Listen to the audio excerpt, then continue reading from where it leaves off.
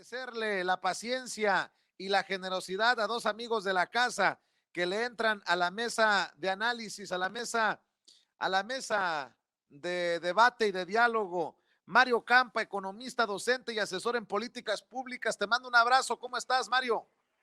Hola Vicente, buena tarde, noches, te saludo desde Sonora, como ya sabes. Ya lo sé, te mando un abrazo. Buenas tardes por allá.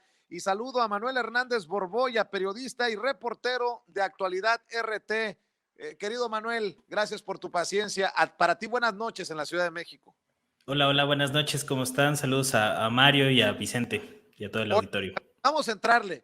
¿Cómo ven este nuevo golpe de Latinus, de Carlos Loret de Mola, con otro de los hermanos del presidente recibiendo lana de David León?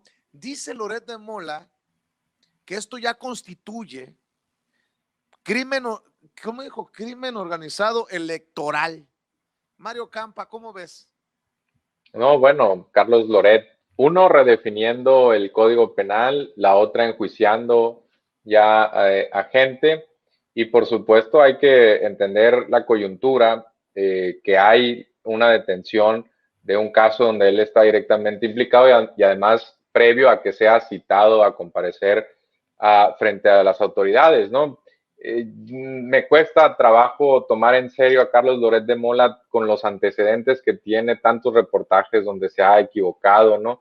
Solamente con el montaje, ¿no? Que es el más famoso, sino que el reportaje o nota que escribió del IMSS en la pandemia, el último que sacó en Nado Sincronizado con Riva Palacio y una supuesta riqueza no comprobada con una múltiple serie de imprecisiones para la candidatura de Alfonso Durazo. Me cuesta mucho trabajo tomar en serio a Loret de Mola, quien por cierto no es periodista. Él se vende como tal, pero no lo es de formación. No sé si tenga los códigos éticos que exige una profesión cada vez más demandante en la actualidad y que se ha dedicado ya francamente al golpeteo del gobierno. Es muy difícil tomar en serio a alguien que ya hace crítica permanentemente porque puede perder totalmente la objetividad, que supuesta objetividad o la neutralidad, ¿no? Que la famosa prensa cree que existe y que son poseedores de esa verdad y que solamente ellos pueden defender. Los intereses, pues ya sabemos quiénes están también detrás de Latinus. También la coyuntura importa porque en este momento se disputa la dirigencia nacional del PRI, si bien no quizá en los tiempos formales electorales, pero sí un embate de Ulises Ruiz, un problema en Oaxaca, donde se supone que también Roberto Madrazo, ligado a Latinus, está implicado. Entonces, todo esto es un tanto sospechoso y bueno, pues es difícil tomar en serio a alguien que ya se ha dedicado desde un financiamiento de la oposición a ser también oposición, ¿no? Manuel, ¿tú qué piensas? Yo nada más quiero dejar algo en claro. Si el hermano, el hijo, los mayores de edad, si la esposa del presidente Andrés Manuel López Obrador cometen un ilícito, que vayan ante las autoridades, que las autoridades actúen. Así lo ha postulado el presidente y así lo voy a defender yo. Pero estamos hablando de Carlos Loret de Mola, el que apenas ayer soltaba un capítulo pitorreándose del presidente Andrés Manuel López Obrador y solapando quebroso pendejear al presidente, burlándose del quién es quién en las mentiras de la semana. Híjole, pues a mí también me cuesta mucho trabajo creer ese periodismo desde Latinus. Dame tu opinión, Manuel. Bueno, a mí en lo personal me parece que no podemos considerar periodismo lo que hace Carlos Loret de Mola. Es más bien, pues, parte de la disputa y de la guerra política que existe actualmente en México y así hay que entenderlo. Si lo queremos entender como periodismo, pues nos vamos a equivocar en la lectura y en la interpretación de los hechos.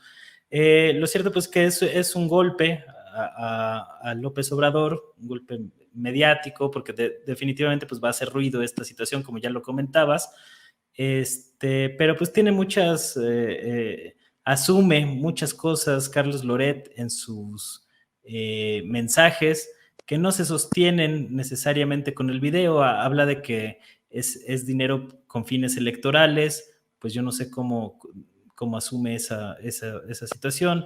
Es decir, si bien es cierto que las imágenes pues muestran a un hermano del presidente recibiendo dinero, pues todo lo demás es tratar de inflar el tema artificialmente, que Carlos Loret pues es especialista en ese asunto, ¿no? Yo recuerdo el tema cuando sacaron lo de las casas de Irma Heréndira y de John Ackerman, pues no había ningún tema ahí, o sea, compraron esas casas con dinero público cuando eran funcionarios, pues no había nada de eso. Entonces, estas personas que luego se ofenden cuando se osa criticar a la exuberancia de la propiedad privada en algunos casos, pues en este asunto de las casas de Irma Heréndira y de John Ackerman, pues no había ninguna irregularidad y todo se trató de inflar mediáticamente. Y pues yo creo que es más o menos lo que estamos viendo ahora con este asunto, pero pues también es curioso que sigan saliendo los videos precisamente en un momento tan pues delicado para el mismo Loret, ¿no? Con esta detención de Cárdenas Palomino en un asunto, en varios asuntos en los que él ha estado involucrado, porque recordemos que García Luna tenía una relación muy estrecha con varios comunicadores, muchos de los cuales ahorita traen una campañita abierta en contra del gobierno de López Obrador. Entonces, pues esto lo tenemos que entender así, como parte de una guerra política, y pues sabemos que a los adversarios de López Obrador pues siempre les ha gustado este asunto de los videoescándalos. Lo que sí siento es que no les va a pegar en la misma dimensión como en otras épocas. El monto de dinero, pues a mí se me hace particularmente bajo, aunque pues bien, pues el hecho de que sea el segundo video, pues también tiene una connotación especial. Entonces, pues ya veremos qué dice López Obrador, pero pues si el de Pío no les pegó, yo dudo que vaya a funcionar más de lo que se hizo ruido con el video anterior. Fíjate, hablas de esto como parte de una guerra. Dicen que en la guerra y en el amor todo se vale. Pero ojo, no es lo mismo que Broso pendejea al presidente. No es lo mismo que Loret saque esto de las notas golpeadoras a lo que yo leí hoy de Raimundo Rivapalacio. ¿Por qué no me dejan plantearles esto para continuar dialogando? Raimundo Rivapalacio escribe: el asesinato del presidente de Haití es nuestro espejo. Debilidad institucional, un sistema de justicia disfuncional, mal gobierno, corrupción y crisis de legitimidad en el liderazgo. Si no corregimos, México será propiedad de criminales. Yo me asusté porque iba a decir: México corre el riesgo de que ocurra lo mismo que en Haití. ¿Qué fue esto? Es una incitación muy velada a un magnicidio, o es la mala leche de Raimundo Rivapalacio, porque eso de el asesinato del presidente de Haití es nuestro espejo, me parece ya de lo bajo, lo más mierda, perdón por la expresión. Mario Campa, ¿tú qué piensas? Pues sí, puede ser una combinación de las dos cosas, ¿no? Me queda claro que si mañana hubiera un magnicidio en México, ellos probablemente serían de los primeros en salir a aplaudir, ¿no? Yo sí creo que Rivapalacio, al igual que Loret de Mola, pues tienen estándares de lo peor en cuanto a su profesión. Y digo, todo el mundo puede constatar cómo en las columnas de Rivapalacio hay hasta inserciones, ¿no? No sé si pagadas o no, pero bueno, es un personaje, un escritor que pues francamente desdibuja la ficción de la no ficción. Lo mismo Carlos Loret de Mola, ¿no? Yo ya no sé si es un presentador de noticias, o si es simplemente un director de teatro, ¿no? Como hay montajes en el teatro, pues ya sabemos que Loret es bueno escribiendo guiones de ficción, pero Rivapalacio y él aparentemente están en muchos casos coludidos, ¿no? Sacan notas al mismo tiempo, que sin que haya oportunidad de que reboten, previamente, sin reflexión, en el mismo día eligen los mismos temas, es por lo menos sospechoso, ¿no? Ahora, Riva Palacio, pues sí, a lo largo de una columna en El Financiero, y no sé si salió publicado en otro sitio, pues trata o intenta trazar algunos paralelismos entre Haití y México, ¿no? Que son dos países, pues muy distintos, si bien sí plagados de desigualdades, ¿no? Pero hay que recordar que los últimos levantamientos sociales en México, pues fueron contra, o al menos callejeros, pues fueron contra los gobiernos de Peña Nieto, ¿no? Hay muchos que creemos que la elección de López Obrador sirvió como válvula de escape a la presión social que se iba montando en ese sexenio y que en otros países vimos manifestarse de otras formas, ¿no? En Chile o en Ecuador llegó a las calles, en Colombia también llegó a las calles y después hubo represión. Entonces, aquí en México no podemos decir que haya una situación siquiera similar en ese sentido a la de Haití, y mucho tiene que ver con que se están intentando políticas sociales que sí lleguen a las capas de abajo, cosa que no ha sucedido en las últimas 3 o 4 décadas. Entonces, debemos partir por un análisis mucho más serio, y Riva Palacio, al igual que Loret, en prácticamente cada uno de sus comentarios, de sus notas, de sus reportajes, están ya totalmente enfrascados en un conflicto abierto con el presidente, derrochando bilis, y ya es muy difícil tomarlos en serio, ¿no? Así es, Manuel, desde tu perspectiva, ¿qué quiere Riva Palacio? ¿Qué busca con el espejo de Haití, México? Pues está escribiendo desde la entraña, evidentemente pues es una especie de ajuste de cuentas por la manera en que fue señalado durante la conferencia matutina de López Obrador, y me parece de una irresponsabilidad gigantesca. Digo, ya no me sorprende de Riva Palacio este tipo de actitudes, pero antes era más hábil para manejar estos temas, ¿no? Ahorita ya lo vemos completamente descolocado, fuera de lugar, pues ya evidenciando ya cosas bastante lastimeras. Yo creo que la clave de su columna es el último párrafo, donde dice: México no se encuentra en la misma categoría de Haití, pero los más de 25 millones de mexicanos que se estima viven en territorios controlados por el crimen organizado, por las mismas razones objetivas que desembocaron en el asesinato de Moisés, nos colocan en una situación de mayor riesgo si no reacciona el Estado mexicano. O sea, está tratando de sugerir que puede haber un magnicidio en México si no se controla la situación del crimen organizado. Esto me parece pues ya una cosa irresponsable totalmente, pues porque está tratando ahí de mover algunos sectores sociales, etcétera, etcétera. Y ya me parece que ya va más allá de una crítica objetiva o periodística, y pues evidentemente tiene una connotación política, y volvemos a lo mismo, es parte de la guerra política.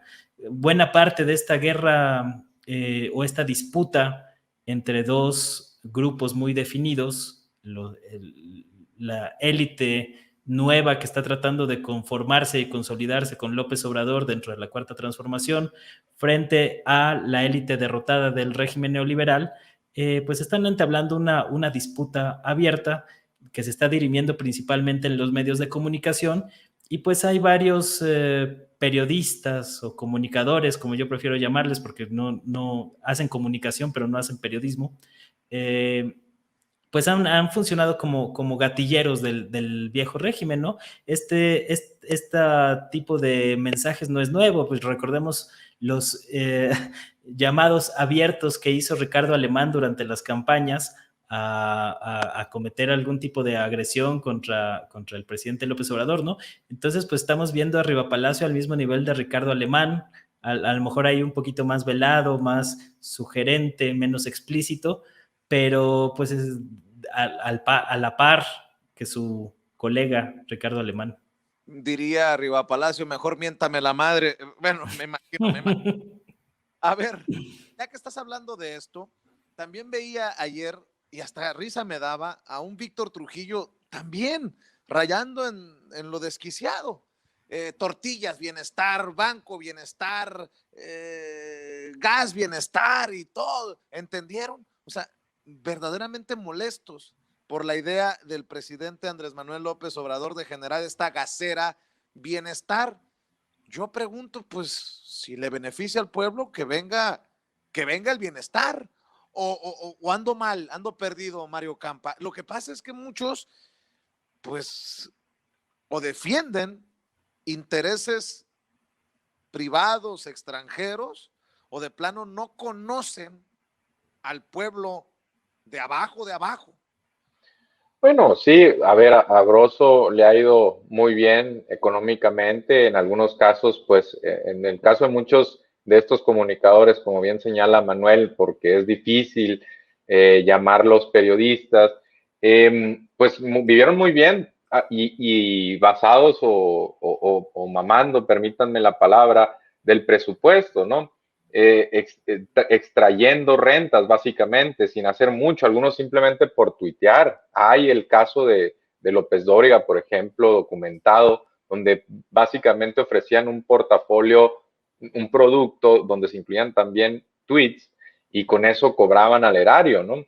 No sabemos bien cuáles son las líneas de ese tipo de actividades, donde por cierto también estaba Riva Palacio. En el caso de Broso, pues bueno, volvemos a lo mismo. ¿Qué tan fácil o difícil es tomarse a este tipo de personajes en serio? No están ya, digamos, aportando una investigación seria, no hay derecho de réplica, no consultan a sus fuentes, no están utilizando un lenguaje que evidentemente busca provocar o atraer clics, ¿no? Si también lo quieres ver desde un objetivo de atraer pues atención mediática, no sé si también esa sea su intención y a lo mejor le está funcionando, ¿no? Porque saben que también el presidente no se deja, que le responde, que utiliza su derecho de réplica, que tiene una sección donde intenta desmentir, pero a mí honestamente me preocupa que se genere algo como pasó en los Estados Unidos, donde ya francamente existe una cadena como Fox News,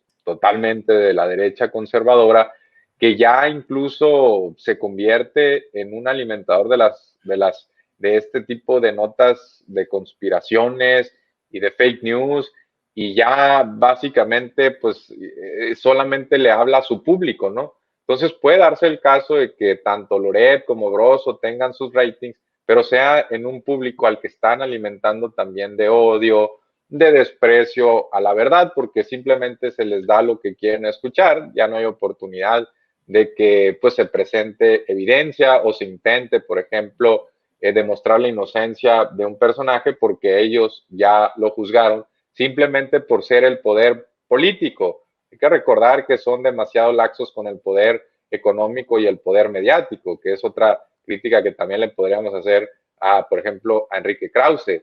Hay que saber distinguir entre los distintos niveles de poder y ellos han sido durante mucho tiempo muy laxos con los otros, ¿no? O sea, son parte, por ejemplo, del poder mediático y Carlos Loret, pues ya sabemos a los extremos que llevó cuando estaba en Televisa, donde también estuvo Broso, ¿no?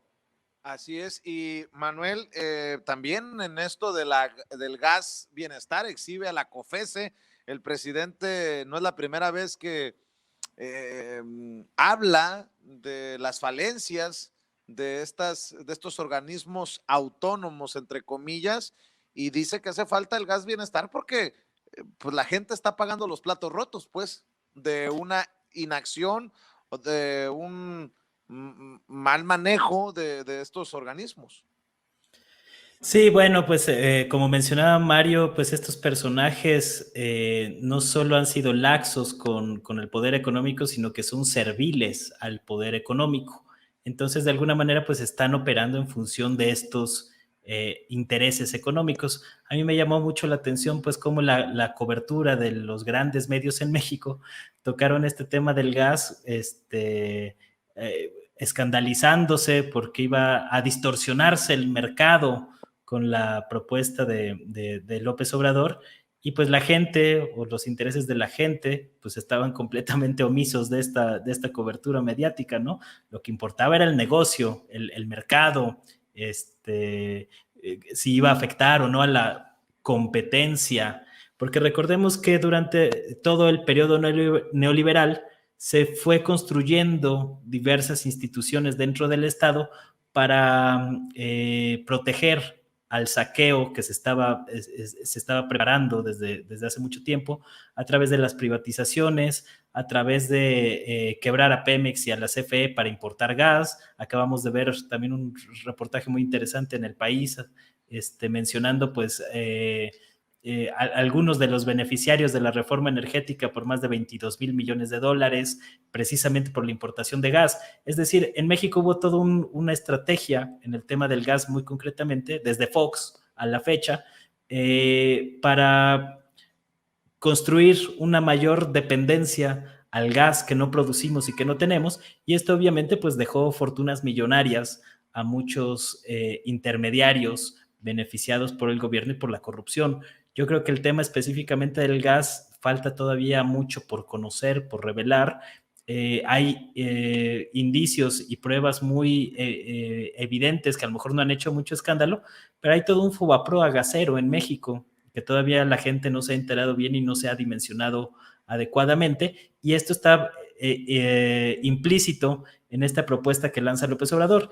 El argumento del gobierno es de que los principales distribuidores de gas se han puesto de acuerdo para aumentar los precios del gas que llegan a la gente, y que por eso los precios que tiene Pemex están más abajo. Entonces lo que va a intentar hacer el gobierno pues es a través de una empresa pública tratar de bajar los precios en beneficio de la gente. Esa es al menos la justificación o el plan.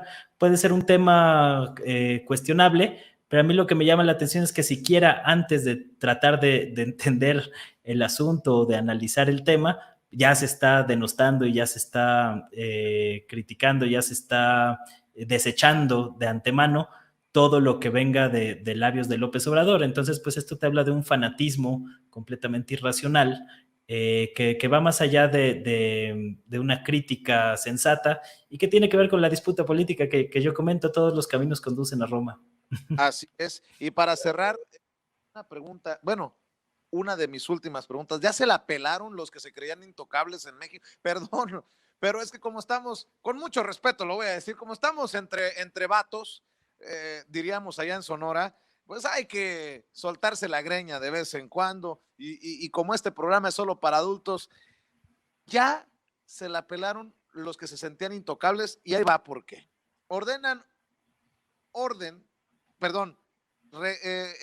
Emiten orden de aprehensión, giran orden de aprehensión en contra de Miguel Alemán Magnani, el hijo del exgobernador de Veracruz, el priista Miguel Alemán Velasco, por fraude. Son los dueños de Interjet.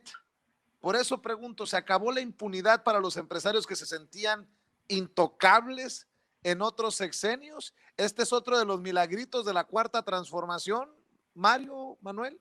Mira, Vicente, hay gente que se ofende porque se crea una compañía como Gas del Bienestar, pero cuando le dices que Miguel Alemán defraudó por 66 millones de pesos al fisco, que recibió subsidios a los combustibles, al diésel, que recibió subsidio por la tarifa aeroportuaria que tienen que pagar, son omisos o simplemente dicen, pues así son las cosas, es la única forma de hacer negocios en México, y son totalmente laxos o serviles al poder económico. Retomando nomás, cerrando el último comentario, si hay colusión en el gas LP, la creación de una compañía pública puede controlar a los privados de que incurran en abusos, siempre y cuando no crezca y se convierta en una gran gasera, pero a una escala, digamos, chica, anormal, a mediana, puede ser un motivo de competencia, irónicamente. Entonces, eso, un precio máximo también en un mercado donde es muy difícil distribuir, donde tiene sus complicaciones, también puede ser aconsejable. Pero si estamos en un ánimo de criticar todo por criticar, pues no nos damos cuenta de estas cosas. Ahora, regresando al caso de Miguel Alemán, pues es interesante porque también Miguel Alemán no solamente estuvo pues inmiscuido en Interjet, sino que también intentó controlar, recordemos, los medios de comunicación o ampliar su influencia, incluso intentando tomar de manera pues abiertamente contra otro grupo de accionistas, que es el grupo Prisa, Radiópolis, ¿no? Entonces, no únicamente llegó a conflictos por esta empresa fallida, la aerolínea fallida, sino también tuvo otros conflictos con otro grupo de interés y pudo haber tocado algunos callos, y entonces pudo haber sido también, creo que Televisa tuvo algún problema con Miguel Alemán.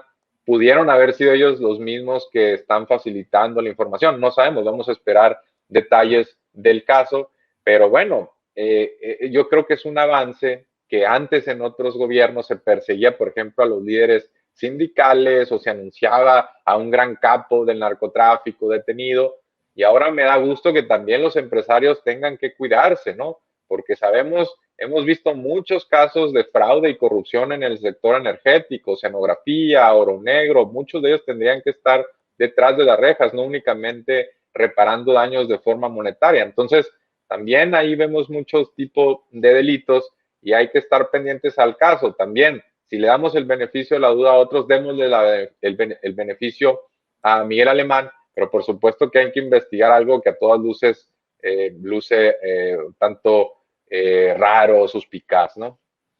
Cero tolerancia, ha dicho el presidente Andrés Manuel López Obrador, y por más cercano, lejano que sea Miguel Alemán Magnani al presidente, o Miguel Alemán Velasco, el exgobernador de Veracruz, orden de aprehensión contra el dueño de Interjet, Manuel.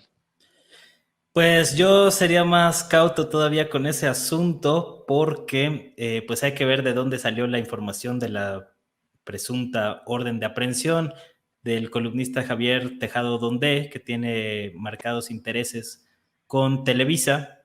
Entonces yo creo que puede deberse a un conflicto ahí interno entre Televisa y Miguel Alemán, como parte de lo que mencionaba Mario.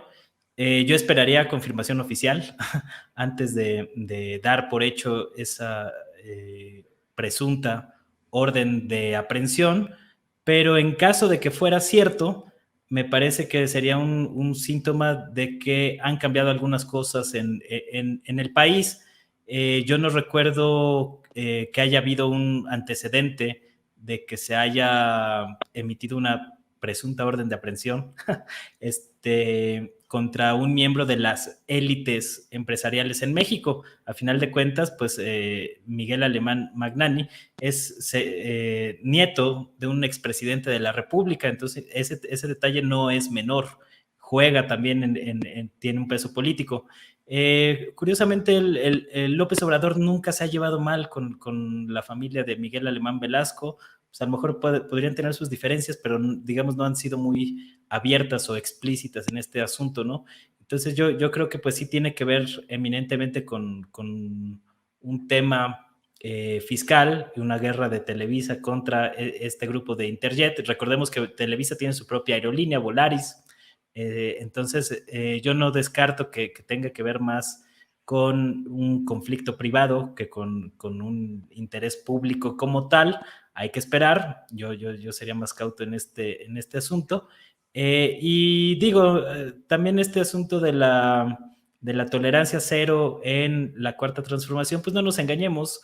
No veo yo que Carlos Slim, por ejemplo, podría ser señalado de algún tipo de delito en caso de que se encuentre algo en la línea 12 del metro. No veo que a Salinas Pliego se le vaya a aplicar una medida de este tipo, a pesar de que se le están cobrando impuestos y que está dando ahí una batalla jurídica para no pagarlos.